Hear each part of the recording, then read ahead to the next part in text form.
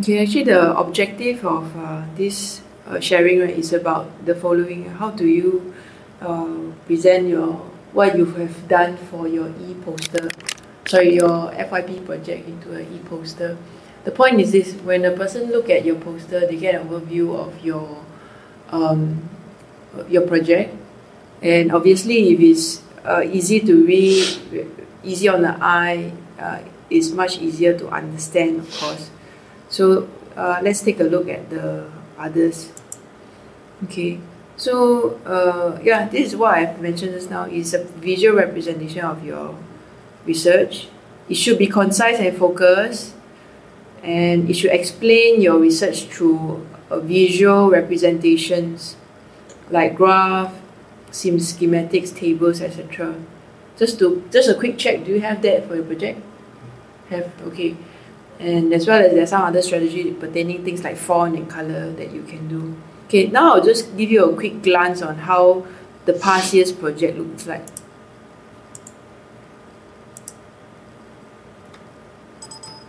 For example, if you were to look at this one, which is something done up by the SES student, right? You can see it's fairly clear. Title is here. Introduction, methods, the results in a visual representation. You notice what she has written over here? These are all the summary of or the conclusion that she derived from this data. Okay, obviously there's also the discussion and the conclusion and the reference. The reference obviously is not the full list that you use for your FYP. Whatever our source she cited in her poster, she'll write it here. Those that are not cited need not be placed here. Okay, so this is an example of a DSES project. Okay, what about the other diplomas? You can take a look at, say, something like this. This is something done up by DHMP. Similarly, you notice that it doesn't differ too much.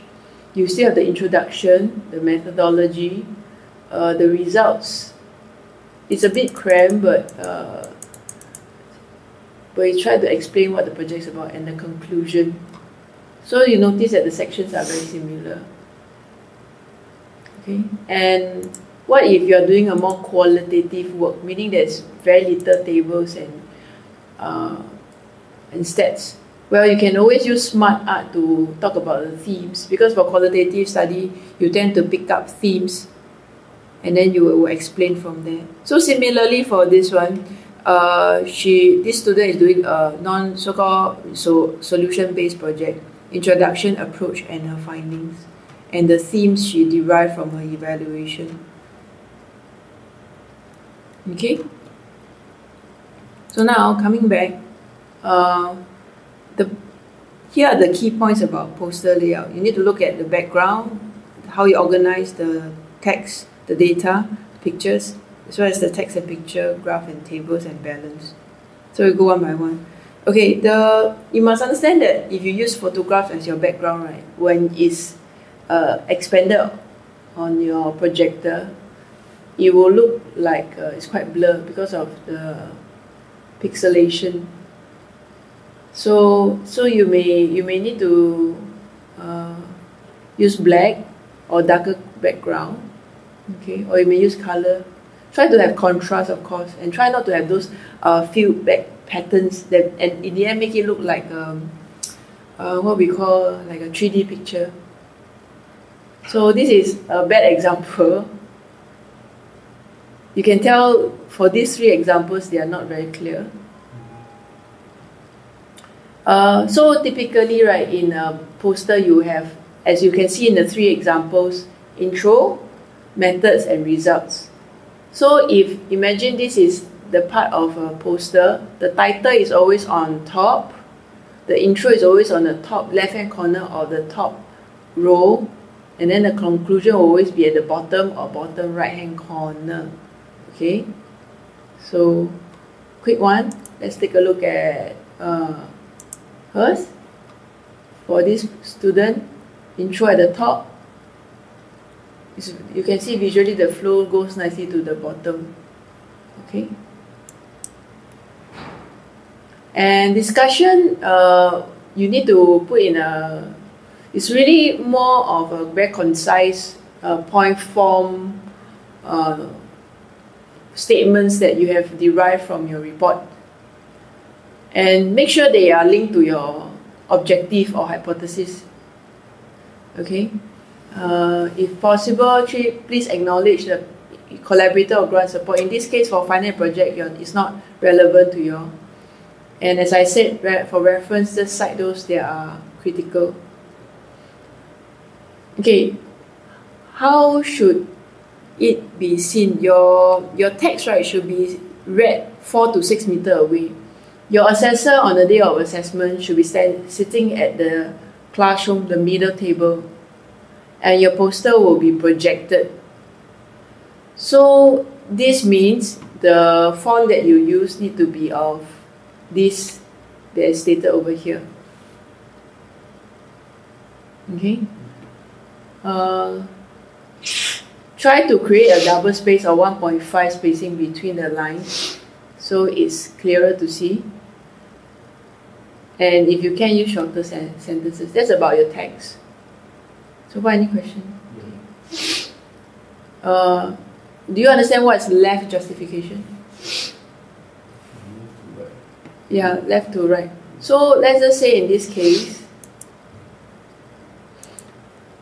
for this student, her work, right? Okay, she has, this is a left justification. If you need to, this is a middle justification, center justification, and a right justification. But try to make it left justification, and for your for the wording, try to make sure the line spacing is 1 or 1.5. Okay. Be consistent in your font type and size, and don't use bold, italic, underline at one time.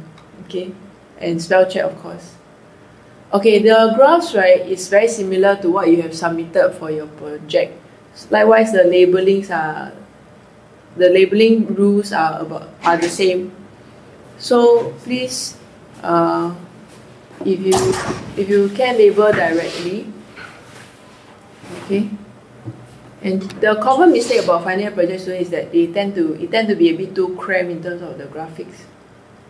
Okay, so these are examples of good ones. Not too bad. Okay, from when you look at it, maybe within 2 minutes or 3, you are able to understand it already. Okay. Now we're talking about balance.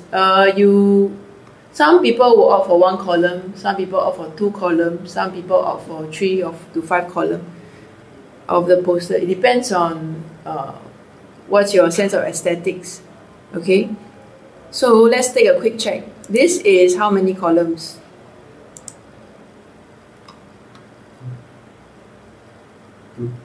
Okay, 1, 2, 3. You see there's 3 columns, right? But actually she didn't follow through. At the bottom it was 1 big column. Okay, what about this one? Same also, 1, 2, 3. Okay. What about this one? Any columns? No, it's 1 column by itself. So you realize there's many ways, so long as it meets the objective of being able to communicate the idea with ease. Okay. This is some of the simple rule of thumb: 20% text, 40% graphics, 40% empty space. Okay, so if you look at the example given over here, right, maybe it's a bit too heavy on the graphics and the text side. Okay, still look a bit cramped. Okay, maybe this one will fit the bill better, about the 20%, 40%, 40% space. So it's much easier on the eye. Okay. You see the length of the poster, we have to follow the template. Okay, actually, these are just some guidelines on how you can plan for your poster. The reality for this is that in your final year project, we have already provided you the template. So go to your FYP study guide, click on the link, okay? and you should be able to obtain a blank like this. Okay, and then from there you can make your adjustment on how to become a poster from here to something like this, for example. Okay, so for this slide, it's just for your information. This slide is also for your information because we already given you all the template. Okay, so now more importantly, practically you need to decide on the column that you want. Just do a rough planning and put it in. So for example, a very simple, I suspect that you already would know. You all can click insert. Sorry. You can click insert, then you insert all the smart art.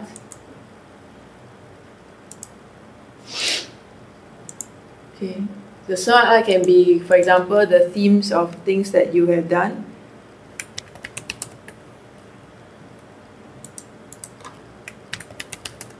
These are tools that you have been using, hopefully, during your time in the PBL class. Okay, or insert things like text.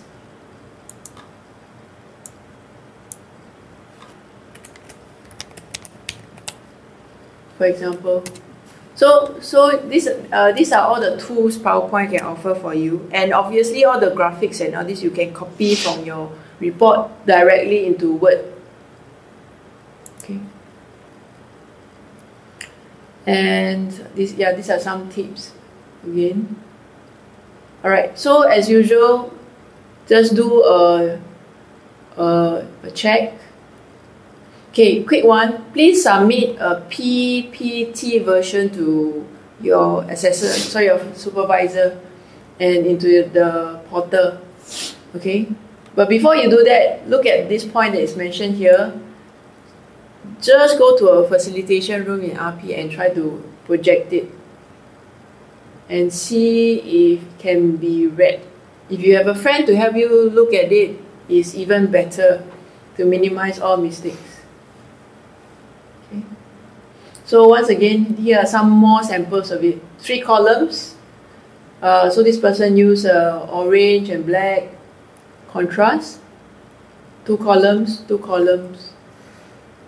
Well, the point is, if you notice the one on the right, it's very plain, it's just black and white. But I can say it's very clear.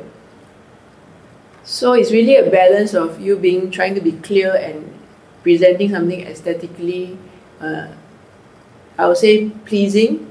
Yeah. On that day, when you do your presentation, you'll be going alone into the room. Alright, so you need to work on your voice, your language, your appearance.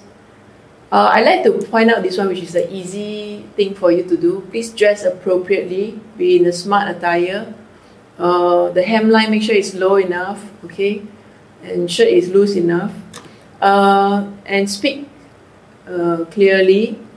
Maintain your eye contact with your supervisor, sorry, your assessors, your 2 assessors. Alright. Don't be too nervous, because all the assessors want to know is how much do you know about your written report. So what is the objective of your presentation is usually the objective of your project, and what are the main points you want to make. Okay. My advice is you run through the presentation in your head, and if possible rehearse in front of a mirror or your friend. Review the draft and anticipate some questions. Okay. Importantly, try not to read from a script. It's okay to have cue cards in your hands and you refer to it from time to time. But if you're spending all your time looking at the cue cards and not even looking at your assessors, that is not going to go well for your communication. So what you can do, imagine now on that day, you go into the room, you introduce yourself, okay? You tell them what you're going to tell them. For example, I'm going to share with you about my project. It is about